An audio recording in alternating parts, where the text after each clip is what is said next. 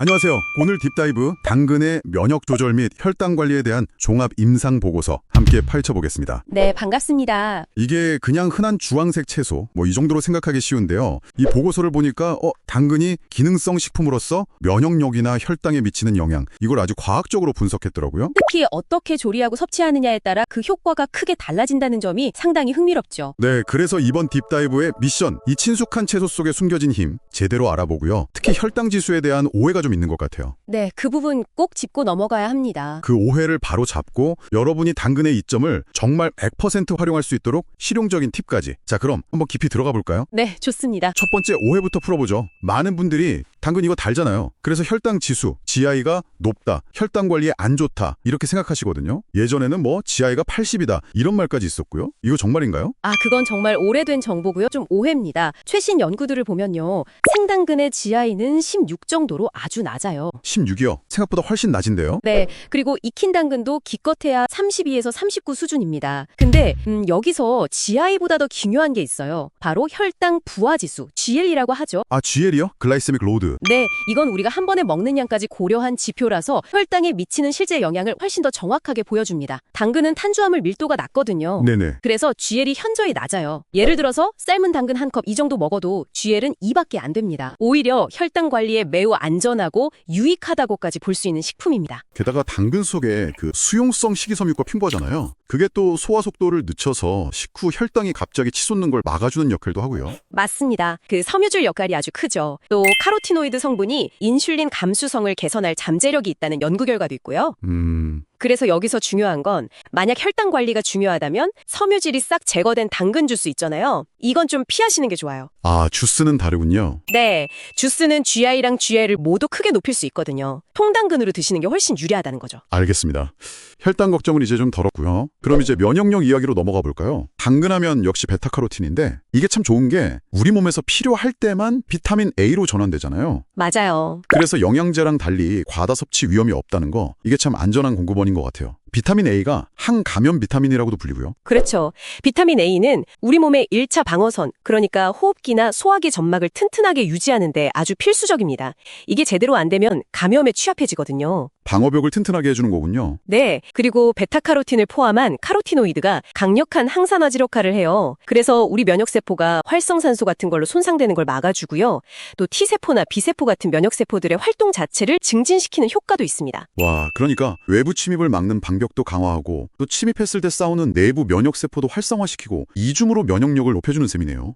생으로 먹으면 흡수율이 좀 낮다고 하던데? 맞아요. 그게 좀 안타까운 부분인데 생당근 속 베타카로틴은요. 단단한 세포벽에 갇혀 있어요. 그래서 흡수율이 한 10% 내외 그 정도로 좀 낮습니다. 10%요? 꽤 낮은데요? 네. 하지만 당근을 익히면 이 세포벽이 파괴되면서 흡수율이 20%에서 30% 정도로 올라갑니다. 익히기만 해도 두세 배는 올라가네요. 네. 근데 여기서 진짜 중요한 핵심 꿀팁은 바로 지방입니다. 지방이요? 채소 먹는데 지방이라니 좀 의외인데요? 베타카로틴이 지용성 비타민이거든요. 즉 지방에 녹는 성질이 있어요. 그래서 올리브오일 같은 건강한 지방과 함께 당근을 익혀서 드시면 그 흡수율이 무려 60%에서 70% 이상으로 폭발적으로 높아집니다. 와, 60, 70%요? 그냥 익히는 거랑 비교해도 2배 이상. 생 거랑 비교하면 6배, 7배 차이네요. 네, 엄청난 차이죠.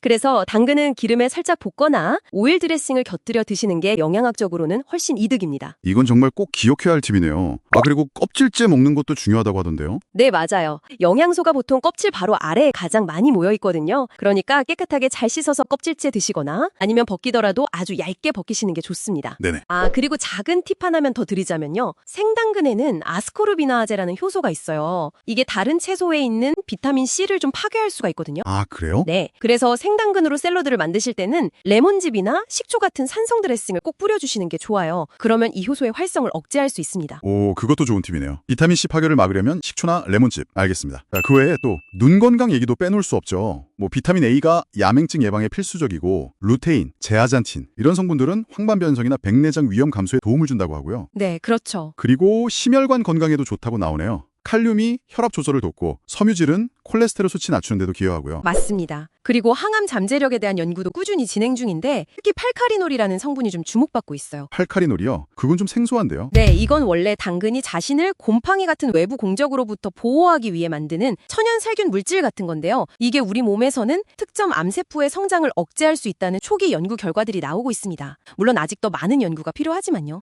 그리고 그거 있잖아요. 당근 너무 많이 먹으면 피부 노래지는 거, 카로틴 혈증. 이거 걱정하시는 분들도 계시던데. 네. 카로틴 혈증. 그건 베타카로틴을 아주 많이 섭취했을 때 피부의 색소가 침착되는 건데 건강에는 전혀 해롭지 않습니다. 정말요? 네, 그냥 일시적인 현상이고 섭취를 줄이면 원래대로 돌아와요. 눈 흰자는 노랗게 변하지 않기 때문에 황달과는 명확히 구분되고요. 오히려 우리 몸이 베타카로틴을 안전하게 저장하고 관리하고 있다는 그런 긍정적인 신호로 볼 수도 있습니다. 다행이네요. 자, 그럼 오늘 당근에 대한 이 깊은 이야기들 여러분께는 어떤 의미로 다가왔을까요? 한번 정리해보죠. 첫째, 당근은 혈당 부하지수 GL이 매우 낮아서 혈당 관리에 아주 좋은 친구 같은 채소다. 네, 오해하시면 안 됩니다. 둘째, 비타민 A와 다양한 항산화 성분으로 우리 몸의 방패인 면역력을 튼튼하게 해준다. 그리고 셋째, 어떻게 먹느냐가 정말 중요하다는 거였죠. 베타카로틴 흡수를 극대화하려면 지방과 함께 익혀 드시는 것. 그리고 혈당 관리와 장 건강을 위해서는 통째로 주스보다는 통당근으로 드시는 게 좋다는 것. 좋습니다. 아주 명확하게 정리가 됐네요. 오늘 당근에 대한 딥다이브는 여기까지입니다. 여러분의 식탁이 오늘 나눈 이야기들로 더 건강하고 또 다채로워지기를 바랍니다.